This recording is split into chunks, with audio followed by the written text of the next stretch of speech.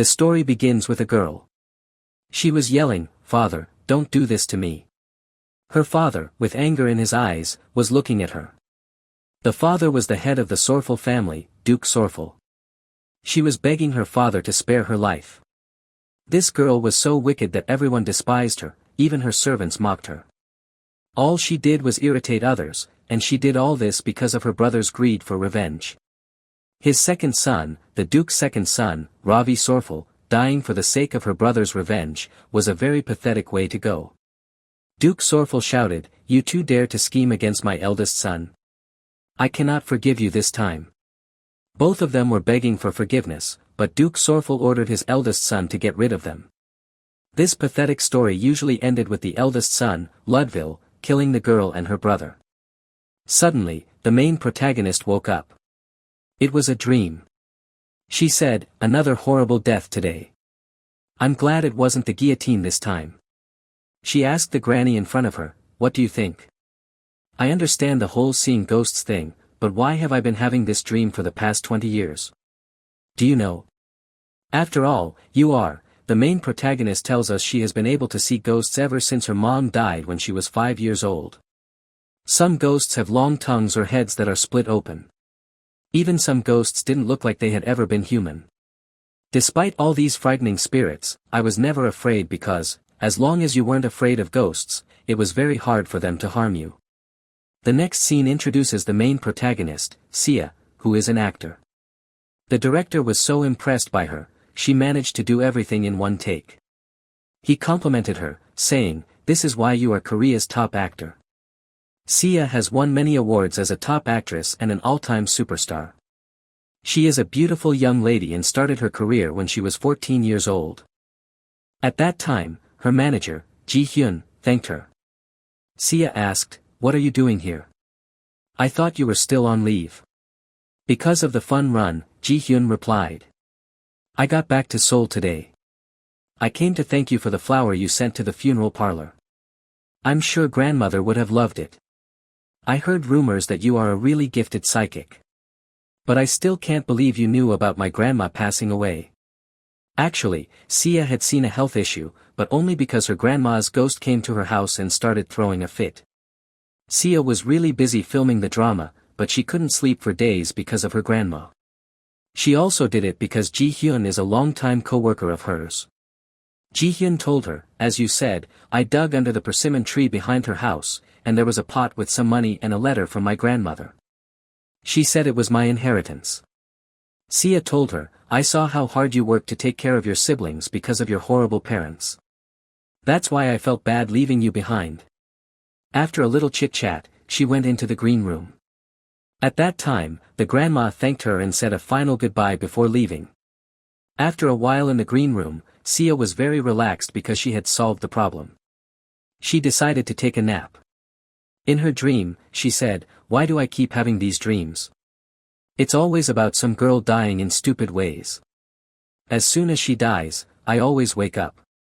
As always, the girl died, but this time, Sia didn't wake up. She got scared. Those eyes were looking at her. She told herself to wake up. Suddenly, she woke up. She thought the dream was usual, but after seeing the girl's death through her eyes, she had never seen her body before. This was a bad sign. Then she left to go on set. Sia got scared as she entered the set. The director asked, "Do you want to go over the script?" Sia replied, "Yes, please." As they were reading the script, suddenly the chandelier from the ceiling fell. Everyone was terrified, looking at Sia under the chandelier. They called the ambulance. Suddenly, Sia opened her eyes and saw a girl smiling and looking at her. She thought, "This ghost has bothered me my whole life, and now they're ending my life too."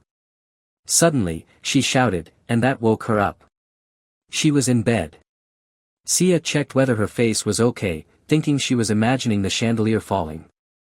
Suddenly, she saw her face in the mirror. It was the face she saw in all those dreams. At that moment, a man came near her.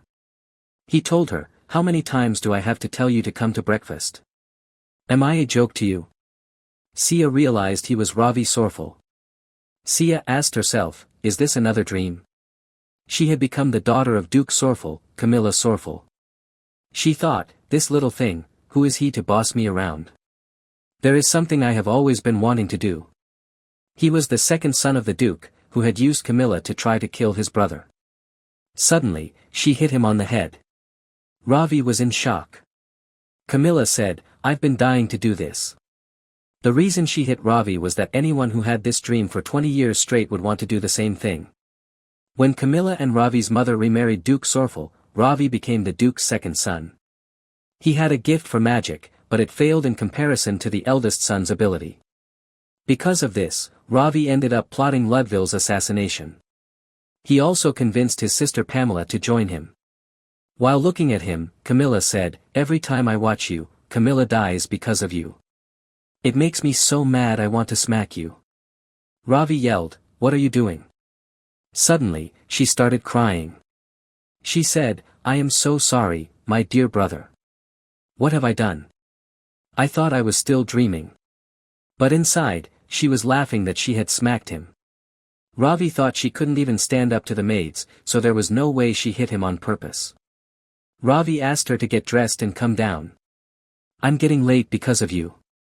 She thought, you are really trying to make a good impression on the Duke, but still, you end up dying with Camilla in the end. After a while, they both went downstairs. She thought, am I still dreaming? I always sort through Camilla's eyes, but I have never been able to do the things I wanted to, like hitting Ravi. Does this have something to do with the ghost that looks like me? As they entered the dining area, Sia saw Ludville's seat was empty.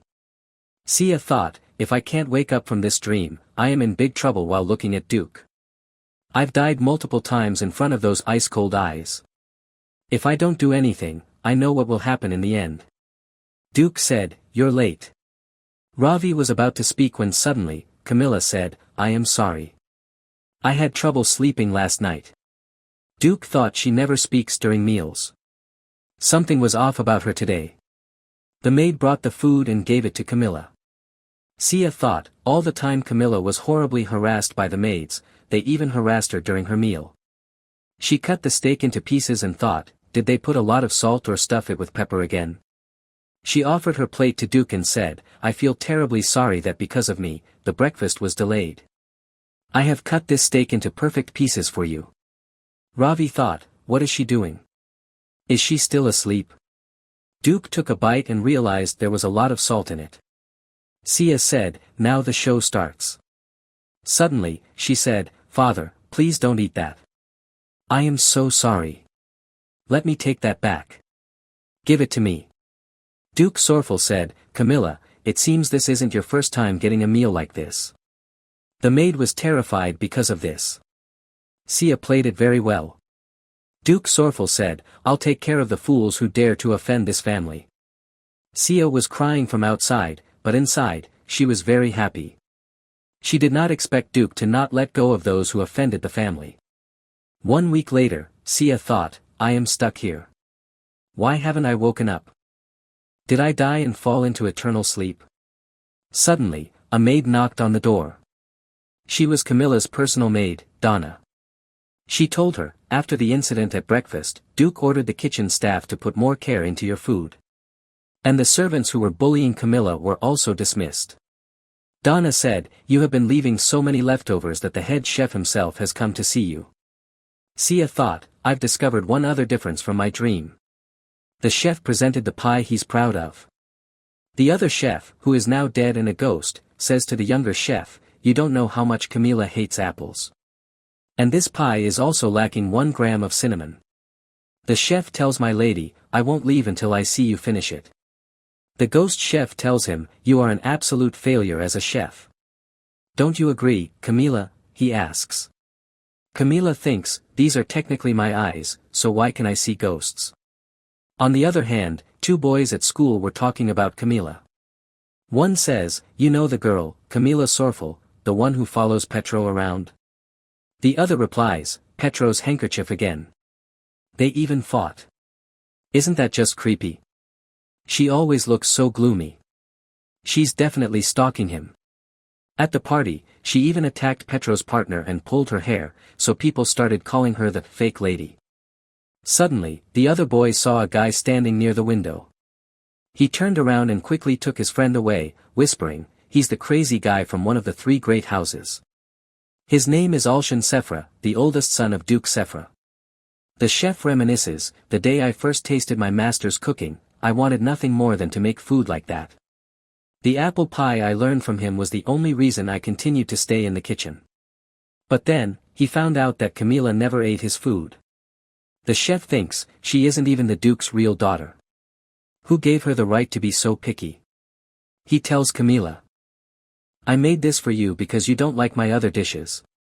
Try it." The ghost chef shouts, "I told you, Camila hates apples." He was the late chef of House Farrell.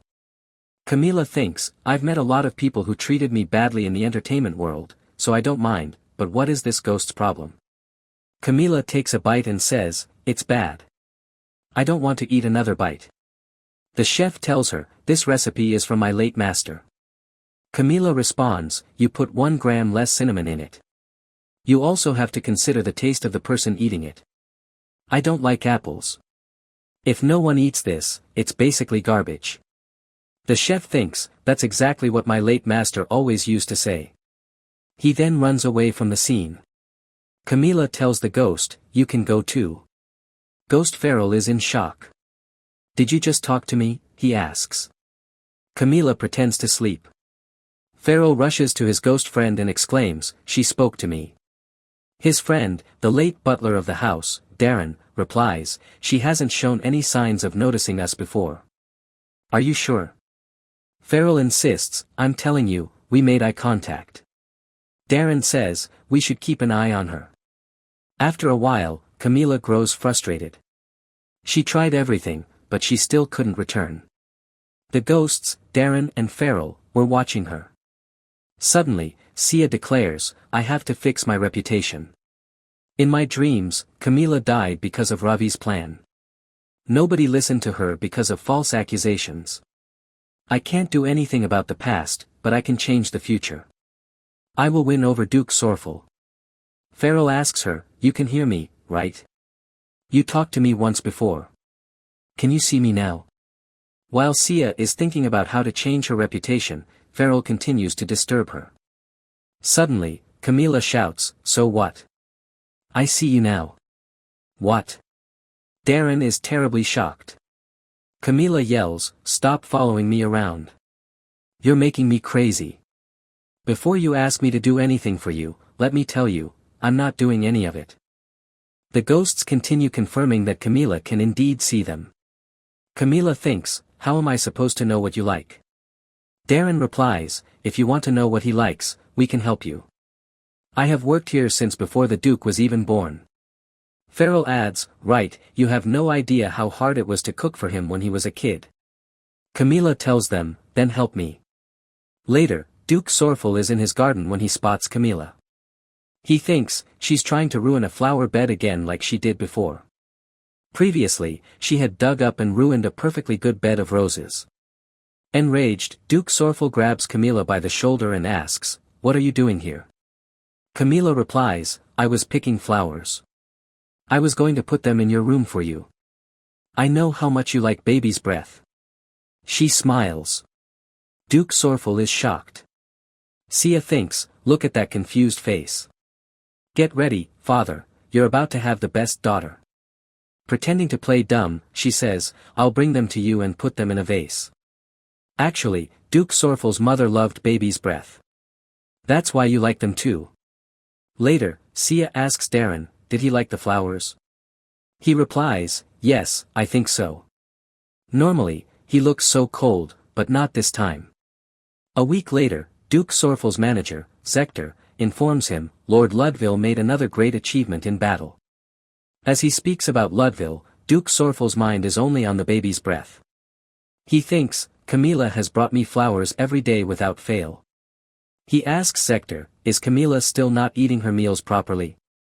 Zector replies, "I'll find out right away." At that moment, Reuben enters the room and says, "I thought you might be hungry." He serves him. Surprised, Duke Sorful takes a bite. "This is incredible," he says. "I have missed this taste. Farrell used to make this for everyone. He asks, did the junior chef finally figure out how to make Farrell's soup? Reuben replies, the chef didn't make this. Lady Camilla did. Duke Sorfel is shocked. Even the junior chef is astonished, noting the aroma, flavor, and golden color. He exclaims, this is my master's recipe. How did she even recreate this? The junior chef asks, how did you make this? Camilla thinks, it's because Farrell is the one who really made this. Farrell had died so suddenly that he never passed his recipes to the junior chef. Camilla tells him, you said you'd do anything if I made a dish you were happy with. The junior chef, who had made a deal with her, kneels and admits, you win. Days later, Camilla sits in her room, smiling. Darren asks, what are you smiling for? Is there something you want to say to us? Camilla says, you can tell me now. Thanks for helping me. I gained the Duke's favor with the soup and flowers you suggested. I realize how much I need your help to survive. Tell me what you two want. Farrell replies, I only want one thing, cooking. My wish was to make food one last time. When someone enjoyed a meal I made, it made me happier than anything in the world. Thank you for helping me cook again. Darren replies, I only wish to use my knowledge to help the people of House Sorfel, and that's my greatest happiness. When I brought the flowers to His Grace again, I was so happy. Thank you, my lady. Camilla thinks, why is this so nice? That means they both don't have any other specific wishes. Camilla bows down and says, I hope you will continue to help me going forward.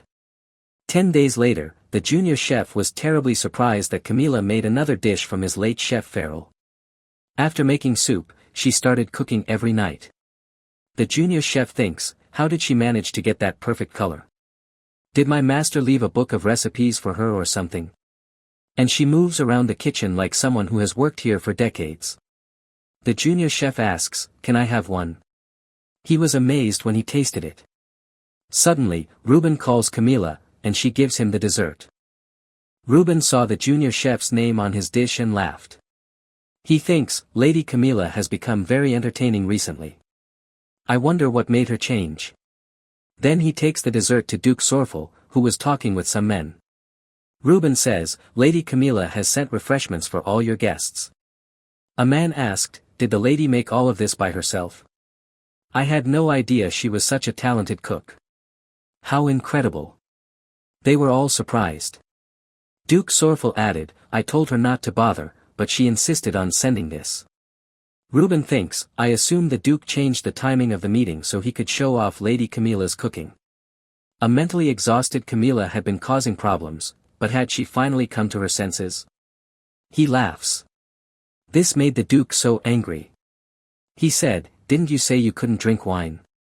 Then you should not have that dessert made with wine either. He tells Reuben to take the dessert from him. Reuben takes it and gives it to Lord Sorfel. At night, while heading towards her room, Camilla asked Farrell, what are we making tomorrow? As she was talking, she saw Ravi standing behind the door, listening to her. Camilla asks, what are you doing here, Ravi? Ravi replies, what do you think you're playing at? I am not playing at anything, Camilla replies. Ravi says, you are playing chef in the kitchen every night. Why are you suddenly doing all this? Camilla says, I am just making food. What's wrong with that? Do you really think that makes the Duke treat you like family? Ravi asks. Camilla thinks, why is he so concerned about this? We used to care about each other. Ravi says, they will never accept you. Camilla thinks, maybe seeing me doing my best to win over the Duke reminded him of his younger self. Camilla replies, I know he is not interested in us. I'm not trying to do anything, it's just that I don't want to die. She walks away. Ravi was speechless at her answer. The next day, Darren and Farrell ask her. What did you mean last night when you told Ravi, I don't want to die? Camilla thinks, they wouldn't believe me if I said I knew I was going to die. They might think I've lost it and leave me. She replies, isn't that only natural for all humans to die? Then she asks them, do you remember the flower bed incident? Camilla had been searching for the ring given to her by her mother, which some servants had hidden. She ruined a flower bed, causing her to be confined to the manor for a while. At that time, she didn't even try to make an excuse for herself. That's why everyone thought she was being horrible for no reason, like always. She asked them, "Where did the maids hide my ring?" She dug in that place and found the ring. Pharaoh says, "You should have asked us at that time. Why did you pretend not to see us?" "I was just so upset that I didn't notice you," Camila replies. Camila knew the 3 maids who did this. After a while, she asked them to come to her room. They were all confused. Why did she only call us? As they opened the door, all 3 were in shock. They saw Camila lying on the floor, unconscious. There were pills next to her and an envelope. The maids were terrified that she was dead. They checked her. This twist is unexpected and shocking. What happened to her? How did she die? Will she go back to real world now or something else? To know that, do watch the next video. Don't forget to like, share and subscribe. Thank you for watching.